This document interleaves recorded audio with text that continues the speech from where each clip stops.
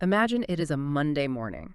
Like you haven't even had your first sip of coffee yet, and your phone is just absolutely blowing up. Oh yeah, the dreaded Monday morning barrage. Exactly. The global customer portal, which, by the way, generates the bulk of your company's revenue, is completely unresponsive, just dead. Right. And meanwhile, automated alerts are just flooding your inbox, showing that infrastructure costs for the weekend suddenly spiked off the charts, like draining the entire monthly budget in 48 Which hours. is a nightmare. It is. And hovering over all of this, you've got this massive compliance and security audit looming next week. So executives are demanding answers, the support queue is totally overwhelmed, and you are just staring at your screen wondering, how did the system deteriorate so quickly? And how do I even begin triaging this disaster? Yeah. It is the absolute worst case scenario for anyone responsible for cloud infrastructure. It really is. And, it's a scenario that plays out far more frequently than the industry really likes to admit. Oh, absolutely. These cascading failures where, say, performance bottlenecks trigger cost overruns, which then expose underlying security flaws. They rarely happen because of a single typo or, a momentary glitch. Right, it's not just somebody pressing the wrong button. Exactly. They happen because the foundational architecture of the workload just wasn't designed to handle the actual realities of cloud-scale operations. I mean, when a system isn't explicitly built to prevent these specific crises, it's really only a matter of time before they occur. Well, we want to make sure you never have to wake up to that Monday morning nightmare. So today's deep dive is laser focused on the foundational mechanics of cloud architecture. We're going to really get to know Azure so we can start building web applications that are, well, actually resilient. Which is so crucial. Right. And we are pulling insights from a pretty comprehensive stack of sources today. We're primarily relying on Microsoft Learn training materials designed for Azure solution architects, specifically from the AZ 305 course curriculum. That's a great foundation. Yeah, and we are combining that architectural theory with these really hands-on DevOps assessments.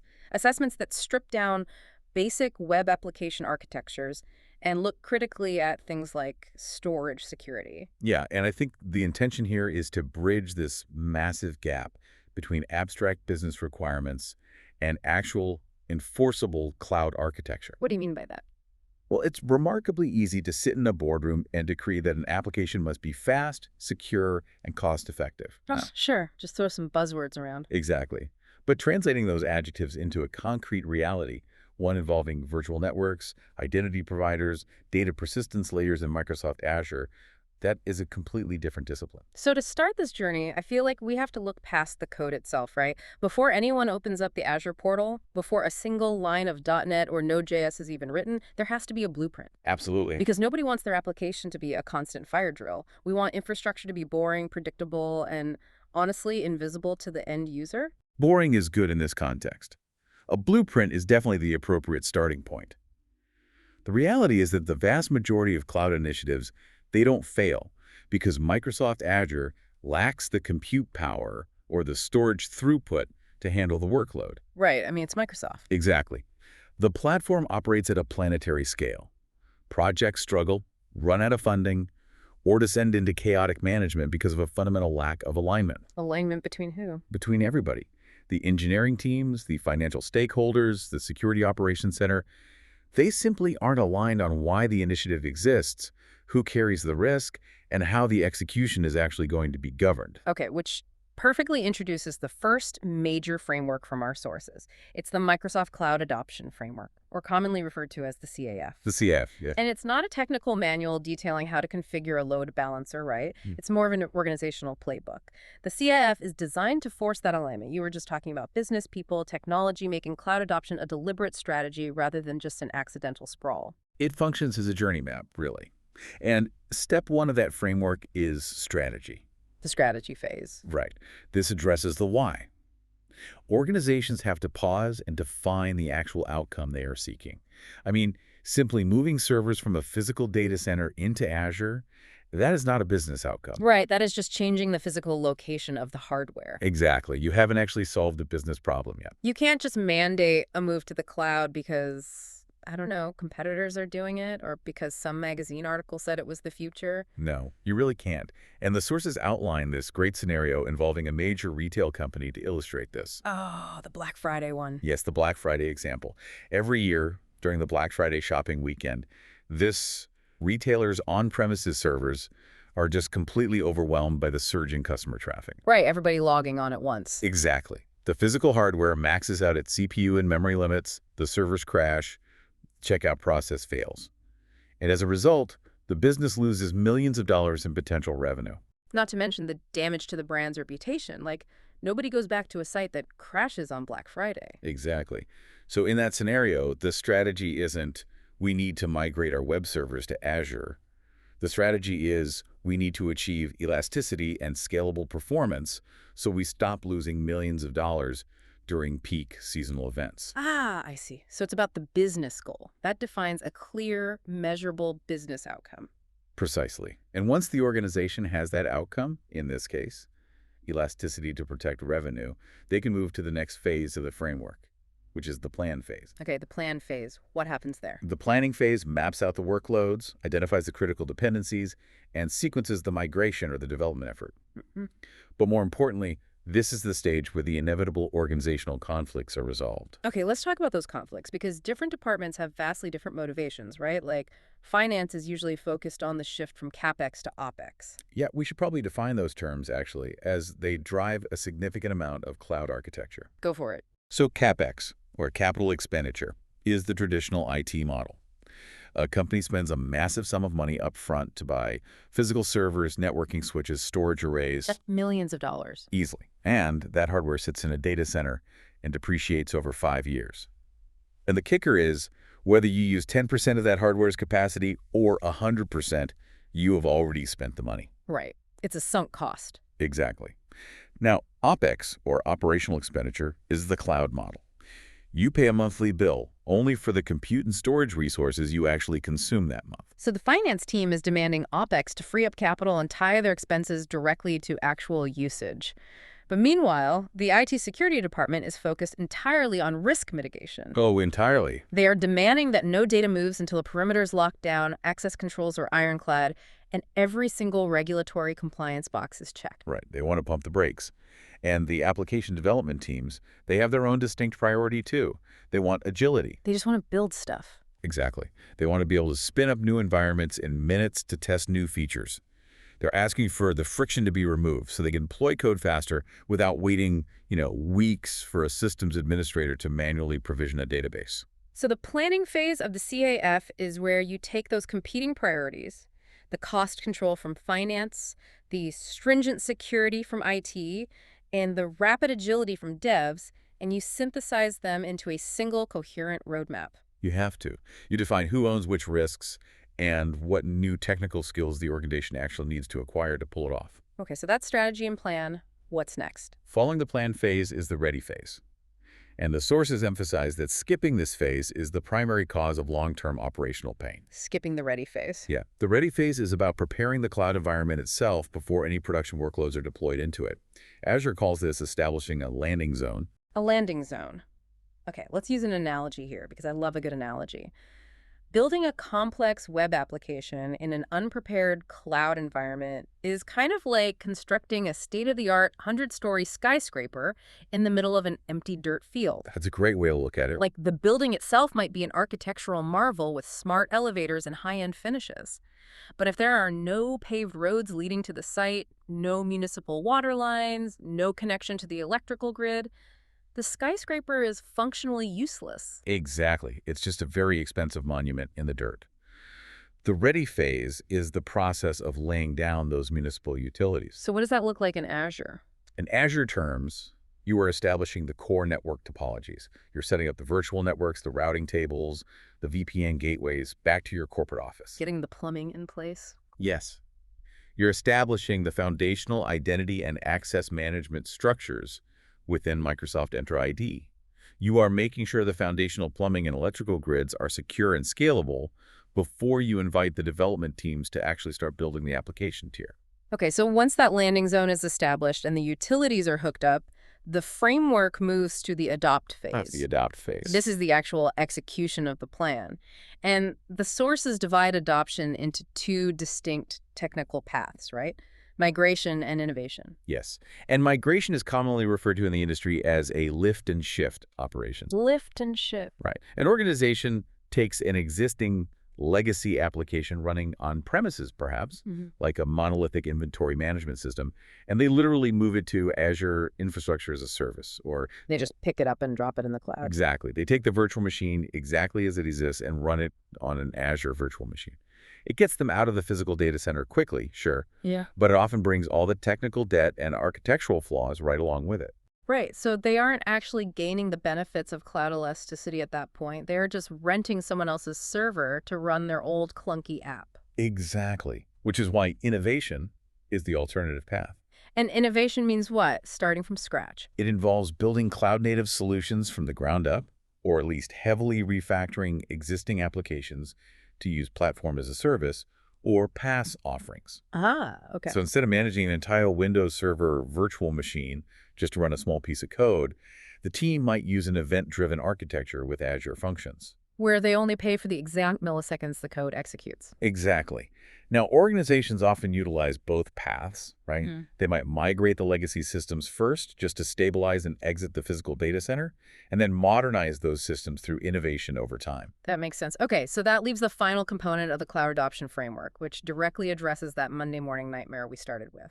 Govern and manage.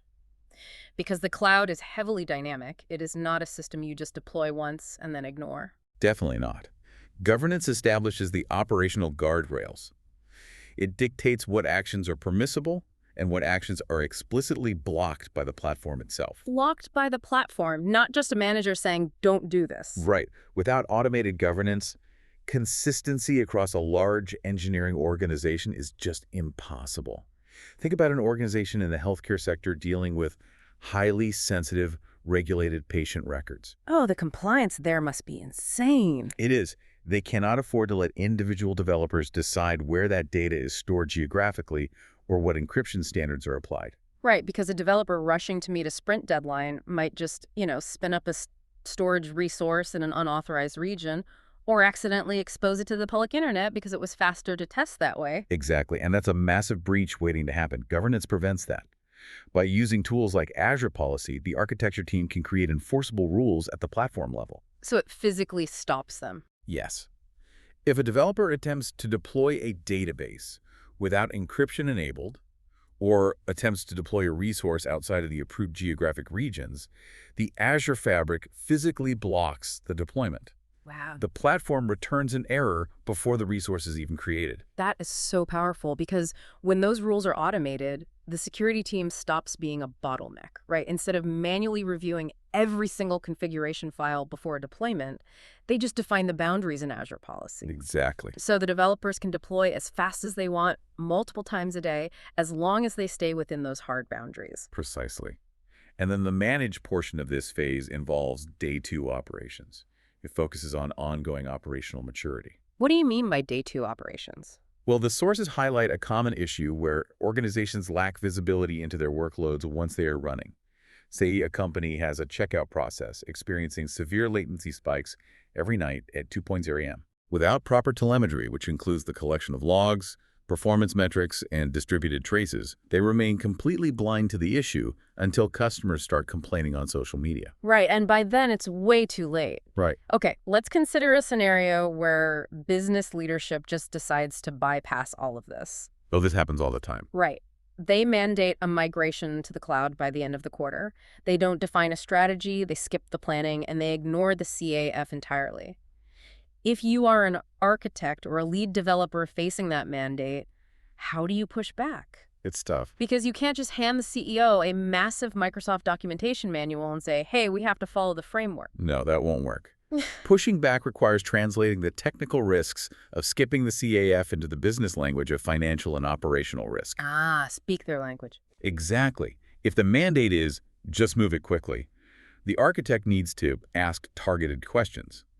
Like, if we execute a lift and shift migration without establishing a proper network topology in the ready phase, and the system goes down for 4 hours, what is the hard dollar cost to the business? That'll get their attention. Or, if we don't implement automated governance policies to control resource sizing, our monthly operational expenditure could double within 60 days. has the finance team modeled for that variance. So you force them to confront the consequences. Hmm. You basically frame the framework not as a bureaucratic hurdle, but as the mechanism to protect revenue and protect the brand reputation. Exactly. You align the technical conversation with their strategic priorities. I love that. Okay, so the cloud adoption framework maps the neighborhood. It establishes the foundational utilities and the rules of the road. But the CAF does not tell you how to design a specific application. Right, this is macro, not micro. Right. So to ensure the actual application we are building is structurally sound, we need to transition to the second major concept detailed in our sources. The Microsoft Azure Well-Architected Framework, or the WAF. The WAF, yes. The well-architected framework shifts the focus from the macro level of the organization down to the micro level of a single specific workload. Okay, zooming in. It provides a set of architectural tenets used to evaluate and optimize a distinct application within Azure. And the sources make this really compelling observation. Two different engineering teams could be given the exact same business requirements and build their applications on the exact same Azure platform. Right. But one team's architecture will be resilient, cost-predictable, and secure, while the other team's architecture will be fragile, expensive, and totally vulnerable. And the platform is the same. It's how they use it. Exactly. The WA is the methodology used to ensure you build the former. It evaluates a workload's architecture across 5 specific pillars. Okay, let's dig into the mechanics of these pillars, because this is where the rubber meets the road. Pillar number 1 is cost optimization. Yes. Cost optimization in the cloud requires a fundamental shift in engineering mindset. Because you are built for precise consumption, often down to the per second level for compute resources, cost must become a primary design input, just like security or performance. It's not just an afterthought anymore. No, it is about aggressively eliminating architectural waste. And the training materials use this classic example of zombie infrastructure. Oh, the zombies. Yes. A development team spins up several powerful virtual machines on a Wednesday to test a new feature. They finish their testing on Friday afternoon and go home for the weekend, but they forget to deallocate those machines. Happens every week somewhere. So over the weekend, those VMs sit completely idle, doing absolutely zero processing, but Azure is still reserving that compute capacity for them. Right, because Azure doesn't know you're done. So the organization receives a bill for 38 hours of high-end compute power that generated absolutely zero business value. Such a waste. Cost optimization requires implementing automated schedules or infrastructure as code deployments that automatically shut down or destroy non-production environments when they're not actively in use. Okay, so that's cost. The second pillar is operational excellence. This focuses heavily on the deployment lifecycle and observability. Like, it measures how easily the system can be updated and maintained without causing outages. Right. A workload scoring poorly in operational excellence usually relies on manual processes. Human error, basically. Exactly. If a configuration file needs an update, an engineer manually logs into the server and edits the file. If they make a syntax error, the application breaks. And then diagnosing that failure requires another engineer manually searching through local server logs just to find the typo. Which is agonizing. Achieving operational excellence means adopting continuous integration and continuous deployment, or CI/CD. CI/CD, right. The infrastructure itself is defined as code, using templates like Bicep or Terraform. If an update breaks the application, the team doesn't scramble to find the typo. What do they do? They push a button in their CI/CD pipeline that instantly rolls the infrastructure back to the last known working state, restoring service in minutes instead of hours. Oh, that's beautiful. Okay, the third pillar is performance efficiency. This evaluates the system's ability to adapt to changes in load without manual intervention. Yes, handling the spikes. Let's say a marketing department launches a massive, unexpected promotional campaign, and traffic to the web application triples in the span of 30 minutes. A great problem to have unless your system can't handle it. A system lacking performance efficiency has a fixed capacity. It relies on a set number of servers. Right. When that traffic spike hits, the CPU utilization on those servers hits 100%. Requests begin queuing, latency skyrockets, and eventually the servers stop responding entirely, basically crashing under the load. The dreaded hug of death. Exactly. A system built for performance efficiency utilizes dynamic auto-scaling. But how does that scaling actually work under the hood? I mean, it doesn't just magically know more traffic is coming, right? No, it relies on deep telemetry. The architecture is configured with metric-based rules. The platform is continuously monitoring the health of the application. Okay, what kind of rules? A rule might state, if the average CPU utilization across all current web servers exceeds 75% for a sustained period of 5 minutes, automatically provision and deploy 2 additional web servers and add them to the load balancer pool. Ah, so the application scales out horizontally to absorb the traffic spike, keeping the response times low. Exactly. And critically, when the promotion ends and traffic drops, another rule triggers a scale-in operation, removing the extra servers so the company stops paying for them. Tying back to cost optimization, I love it. Okay, so that elasticity leads directly into the fourth pillar, reliability.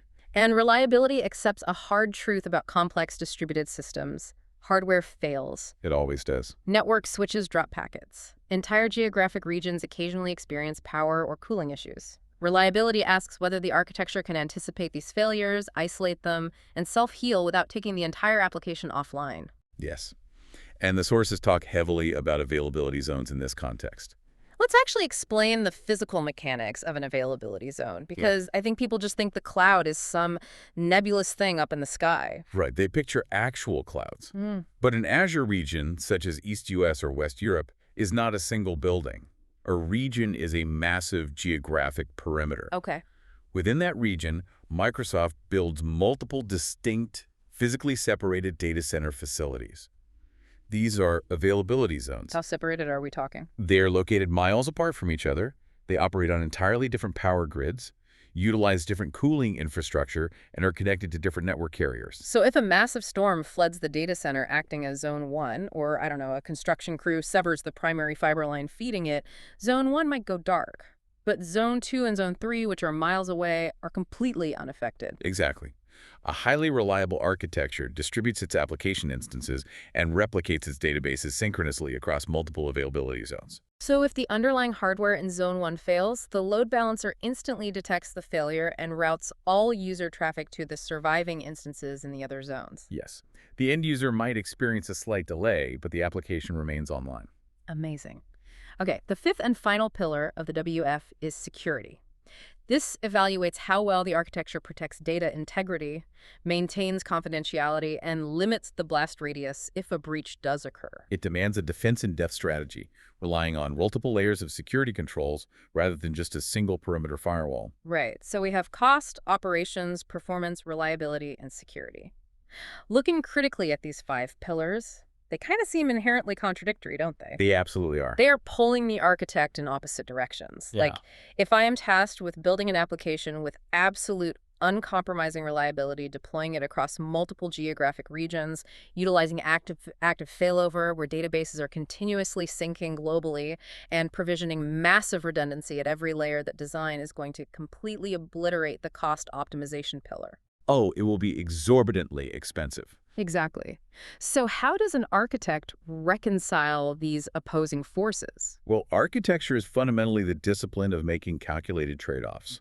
The 5 pillars of the wave are not a set of rigid laws where a workload must score a perfect 100% in every category simultaneously. It's not a test you have to ace across the board. Right. Achieving maximum reliability and performance while minimizing cost is a mathematical impossibility. So the wave is essentially a framework for negotiation. That's a brilliant way to put it. It provides a standardized vocabulary for the engineering team and the business stakeholders to make trade-offs intentionally. Give me an example. Consider a company building a simple internal portal for employees to look up the cafeteria menu. Okay, super low stakes. Right.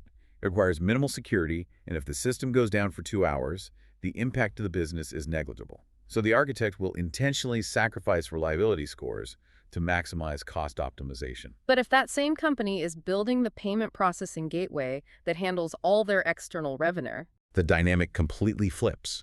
They will happily accept a massive increase in operational expenditure to ensure the reliability and security pillars are fortified to the highest possible degree. because the cost of failure is so much higher. Exactly.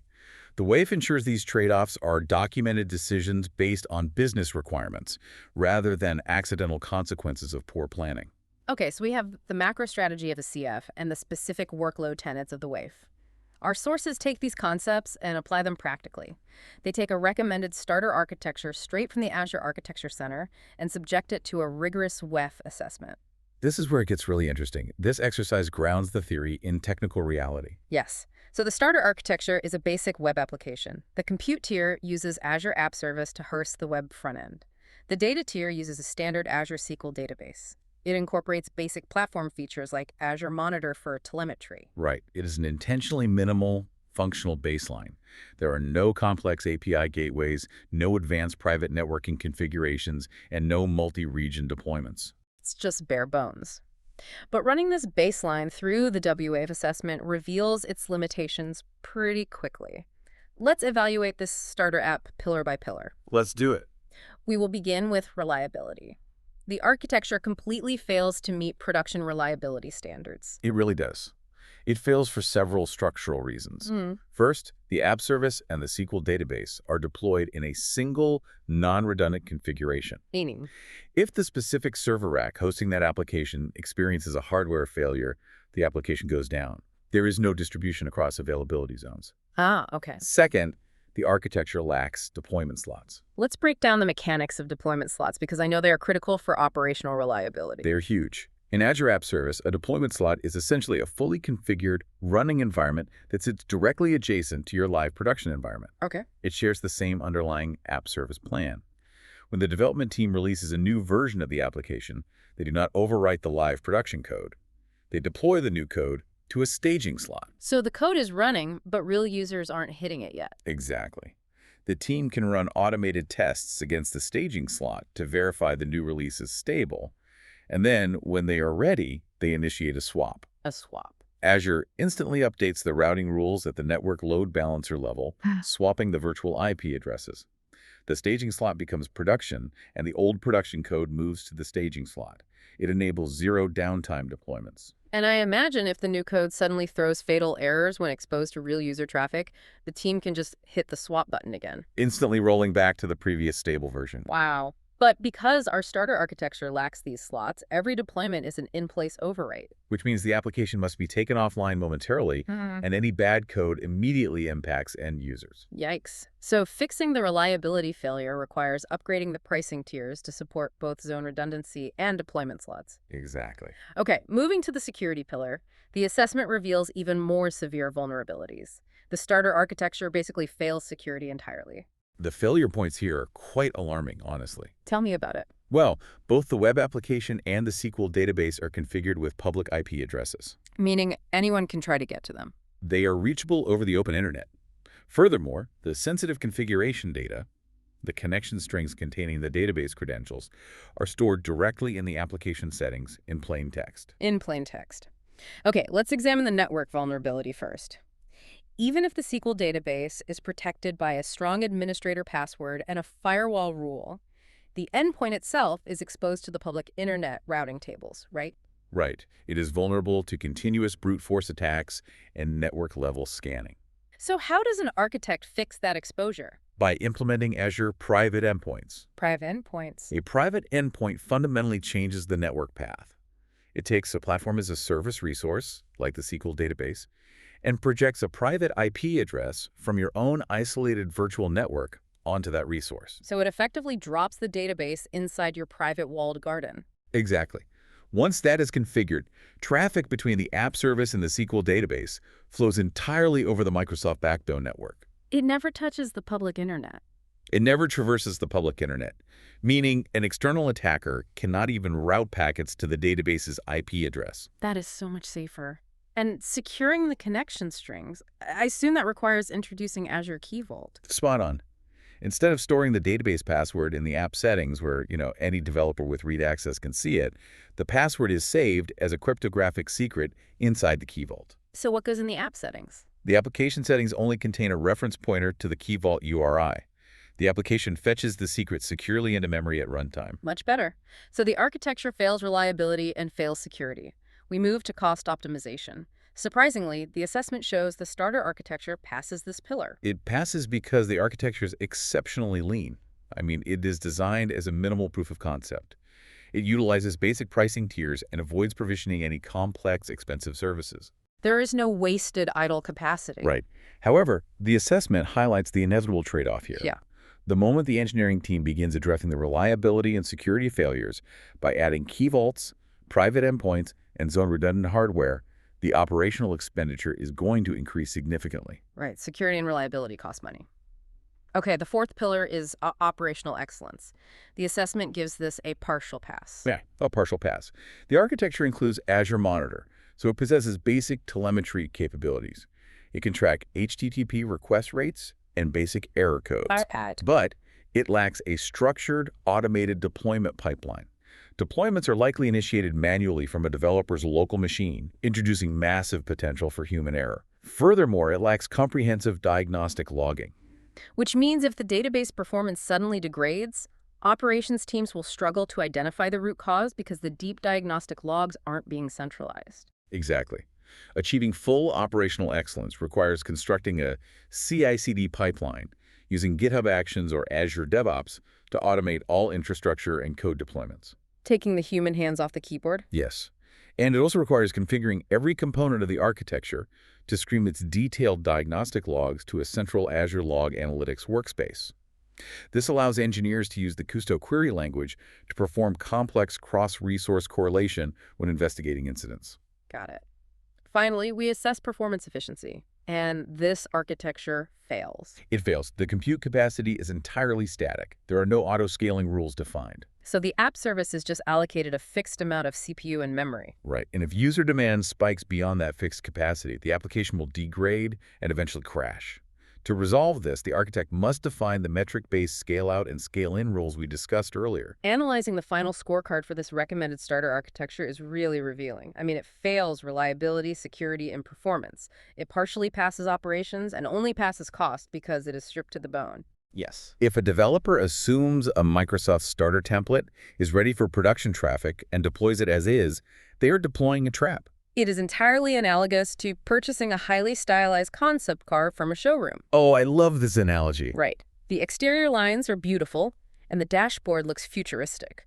But when you attempt to merge onto a highway, you discover the vehicle lacks airbags, the headlights are non-functional, and the engine cannot exceed 40 miles per hour. It's just for show. It is a starting point designed to demonstrate a concept, not a finished product engineered for real-world conditions. But the value of the way-of assessment is that failing it is part of the engineering process.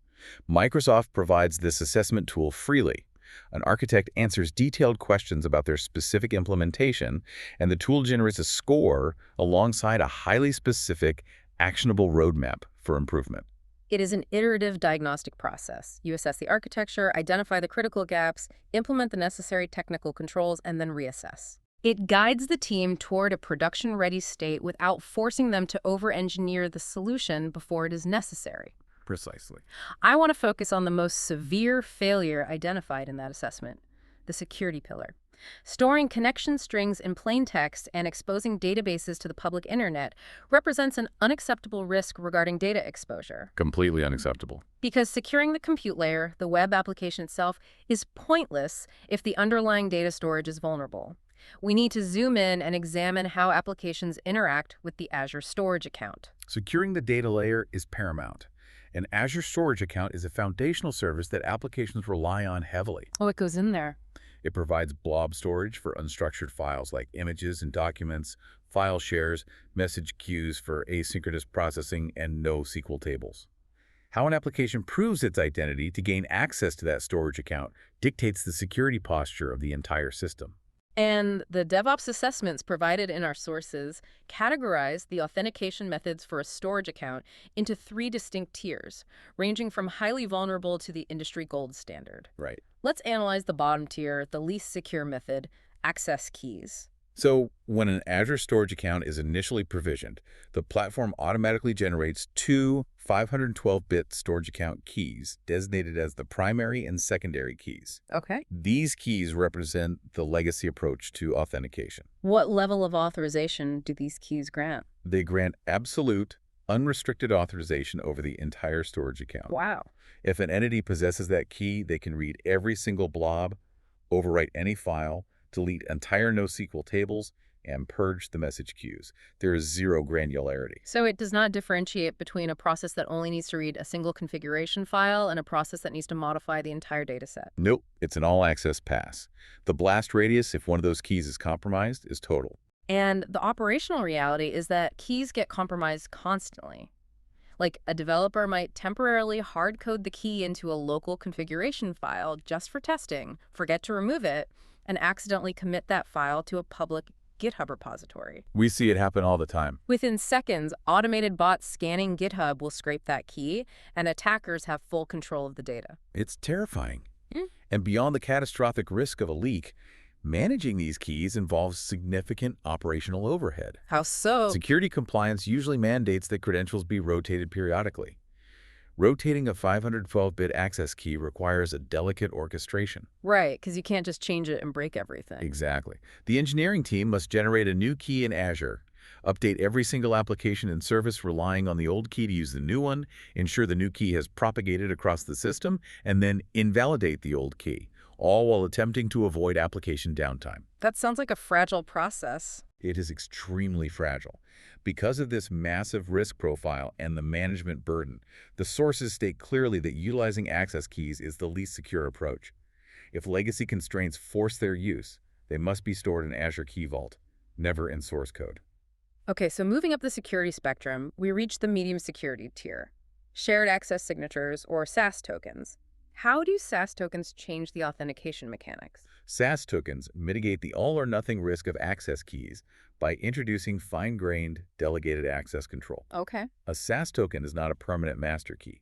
It is a dynamically generated, cryptographically signed string appended to the Uniform Resource Identifier, or URI, of the storage resource. Got it. So what's the advantage? The critical advantage of a SAS token is that it strictly enforces the principle of least privilege through granular restrictions. How granular are those restrictions? Very. An architect can constrain a SAS token by time. They can generate a token mathematically designed to expire in exactly 60 minutes. Oh. They can constrain it by network origin, dictating that the token is only valid if the incoming HTTP request originates from a specific IP address block associated with the corporate VPN. That's powerful. And most importantly, they can constrain it by permission. A token can be generated that only allows the read operation on a specific blob container, explicitly denying write, delete, or list operations. To use an analogy, access keys are equivalent to giving a stranger the physical master key to an entire apartment building, granting them access to every unit forever. Right. A SAS token is equivalent to generating a temporary digital entry code for a delivery driver.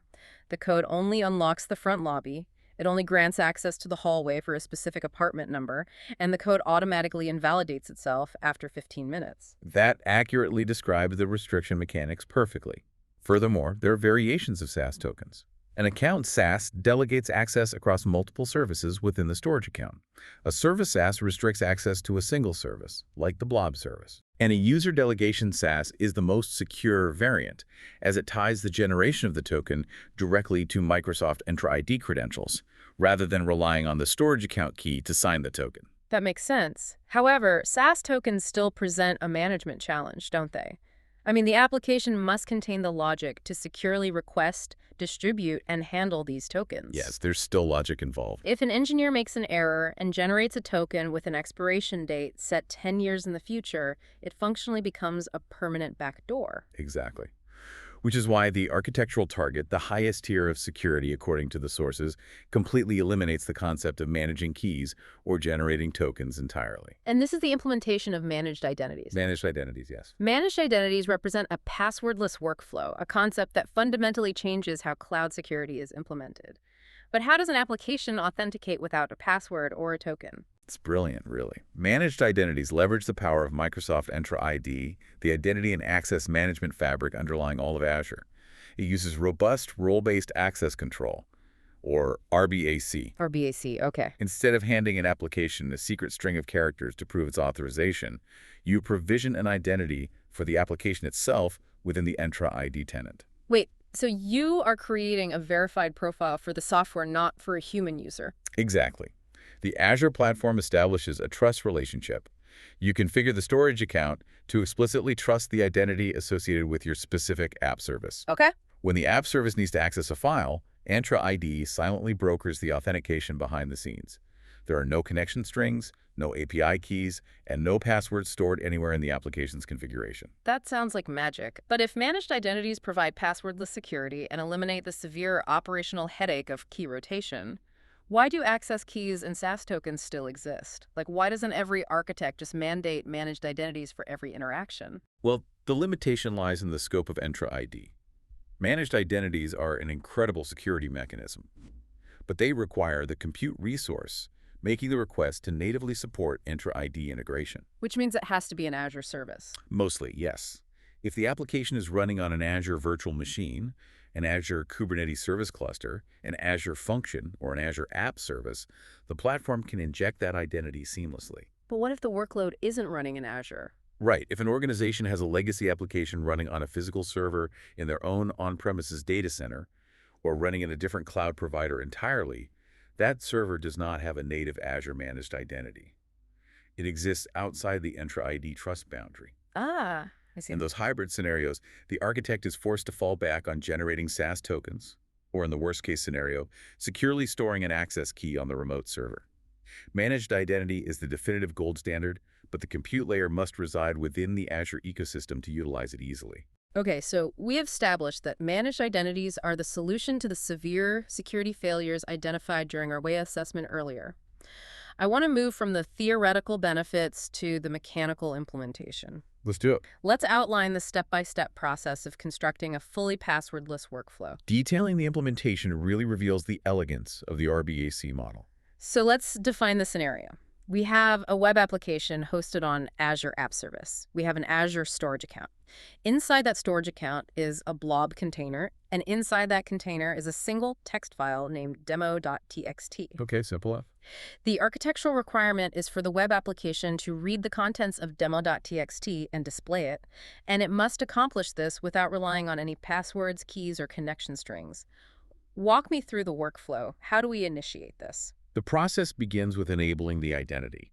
And a common misconception here is that the identity is configured on the storage account. Oh, it isn't. No, the storage account is the target resource. It is the entity being accessed. The identity must be assigned to the caller. The app service. Right, so the engineer navigates to the configuration settings of the Azure App Service. Within the identity blade, they enable a system-assigned managed identity. What are the mechanics of a system-assigned identity versus, say, a generic user account? When a human logs in, they use a standard user account. When an application logs in, it requires a service principal. Okay. Enabling a system-assigned managed identity instructs the Azure platform to automatically create a service principal within the Entra ID tenant. Crucially, the life cycle of this service principal is inextricably linked to the life cycle of the app service instance. So if the application is decommissioned and the app service is deleted, the identity is automatically purged from the directory. Exactly. It leaves no orphan credentials behind. That's so clean. So the app service now possesses a verified identity within the tenant. Yes. And the next phase is authorization. Because having an identity does not inherently grant the application permission to do anything. Right, I have a driver's license, but that doesn't mean I can drive a bus. Exactly. So the engineer must navigate to the storage account and interact with the access control or IAM configuration. This is where we apply the principle of least privilege. We have to assign a specific role to the app service's new identity. Right. The requirement is strictly to read the contents of a text file. If the engineer assigns the storage account contributor role, they violate least privilege, as that role permits the application to modify configurations or delete the account entirely. We don't want that. No. Instead, they search for the highly restrictive data plane role, storage blob data reader. Storage blob data reader. So that role allows the identity to read the data within the blobs, but prevents it from writing, deleting, or altering the container structure. Yes. The engineer assigns the storage blob data reader role, selecting the specific app service identity as the assignee. The storage account is now explicitly instructed, permit this specific identity to read blob data. So the identity is established, and the authorization is granted via RBAC. Now, to address the operational excellence failure from our earlier assessment, the application code itself must be deployed securely. Exactly. The deployment relies on a CI/CD pipeline. The pipeline compiles the .NET or Node.js code, runs automated tests, and pushes the artifact to the app service without manual intervention. But here is the critical question. What does that code actually look like? If the developer isn't writing a connection string containing an access key, how does the application know how to connect to the storage account? The code relies on the Azure Identity SDK. The developer imports the library and utilizes a specific class, named default Azure credential. Default Azure credential. Yes. The developer provides absolutely no credentials to this class. They only provide the standard HTTPS Uniform Resource Identifier pointing directly to the demo.txt file. How does default Azure credential actually execute the authentication if it has no secrets? Like, how does the token exchange work under the hood? It's really clever. When the application executes, the default Azure credential class probes its environment. It detects that it is executing within an Azure App Service environment that has a managed identity enabled. Okay. The Azure Fabric physically injects a local, non-readable endpoint into the App Service environment. The SDK silently sends a request to this local endpoint. It's essentially saying, I am the application, please provide an OAuth 2.0 access token for the storage service. And because the app service is already authenticated to the underlying host infrastructure, Entra ID validates the request and issues the token. Yes, Entra ID issues a JSON Web Token, a JWT. The SDK intercepts this token and automatically attaches it to the HTTP authorization header of the request attempting to read demo.txt. And then the storage account gets it. Right. The storage account receives the request, mathematically validates the signature on the JWT to ensure it was issued by the legitimate Entra ID tenant, checks the RBAC assignments to confirm the identity holds a storage blob data reader role, and finally returns the contents of the file. Wow. The complexity is entirely abstracted away from the developer. It really is. It is conceptually similar to a highly exclusive VIP club. The app service approaches the entrance. The bouncer, representing Microsoft Entra ID, already possesses the verified guest list and recognizes the app service because it is running on the platform's infrastructure. I like that. The bouncer nods, the storage account opens the door, and the transaction occurs without any passwords or identification cards ever being exchanged or stored. The operational and security implications of this workflow are just profound. When an architecture utilizes managed identities, there are 0 secrets hard-coded in the application repository.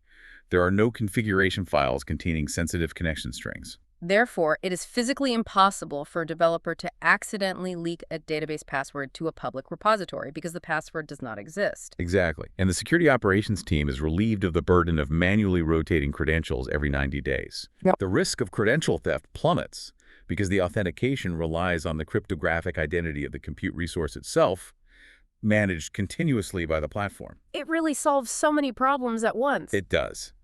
This passwordless workflow, combined with automated CI/CD deployments and least privilege RBAC, represents the practical execution of a secure, well-architected cloud workload.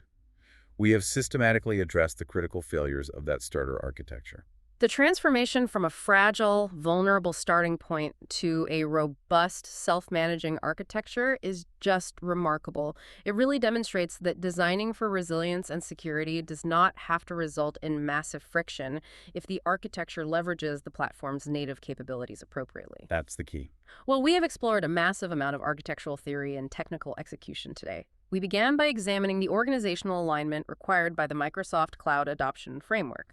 Right. The CFF demonstrated that cloud success requires establishing a clear business strategy, planning for operational realities like CapEx versus OpEx, building a secure landing zone, and enforcing automated governance to maintain order at scale. We then narrowed our focus to the architectural design of specific workloads using the well-architected framework. The WAF. Exactly. The WAF provided the 5 critical pillars: cost optimization, operational excellence, performance efficiency, reliability, and security, and established a vocabulary for navigating the inevitable engineering trade-offs between them. We applied those pillars ruthlessly to a starter web application, exposing severe vulnerabilities in reliability and security. And we learned that the WAF assessment tool is not a punitive measure, but an iterative roadmap for continuous architectural improvement. Finally, we addressed the most critical security failure by deep diving into the data layer. We discarded the immense risks associated with static access keys, bypassed the management overhead of SaaS tokens, and dissected the underlying mechanics of Microsoft Entra ID to implement a fully passwordless workflow using managed identities. A lot of ground covered. You now understand the foundational mechanics required to start building robust, secure web applications in Azure. The theoretical principles have basically been translated into actionable, deployable architecture. Before we conclude, though, we must acknowledge that the landscape of cybersecurity is never static. We have dedicated this deep dive to eliminating passwords and relying entirely on the cryptographic identity of the compute resource. We have established that the system's identity is the new security perimeter. Right. But here is a provocative thought for you to consider. If the connection strings are eradicated and there are no hard-coded passwords left for an attacker to steal, how will sophisticated threat actors pivot? Oh, they will pivot. If the perimeter is defined by identity, attackers will inevitably target the behavioral concept of the identity itself. How does an organization protect an application's identity when the traditional network perimeter is gone? That is the big question. Does the focus shift entirely to advanced behavioral analytics, like monitoring the app service to detect if its identity suddenly attempts to access storage containers it has never historically queried? Eradicating the password solves one category of threat, but it forces the defense to evolve and define what a breach looks like in a passwordless paradigm. The engineering discipline requires constant vigilance. Keep scrutinizing your architectural decisions. Keep running those WAIF assessments to find the hidden vulnerabilities. Keep diving deep into the mechanics of the platform. By applying these frameworks, the next time that Monday morning alarm sounds, you won't be waking up to a cascading infrastructure disaster. You'll be waking up to a system that is secure, resilient, and operating exactly as designed. Thank you for joining us, and we will see you on the next Deep Dive.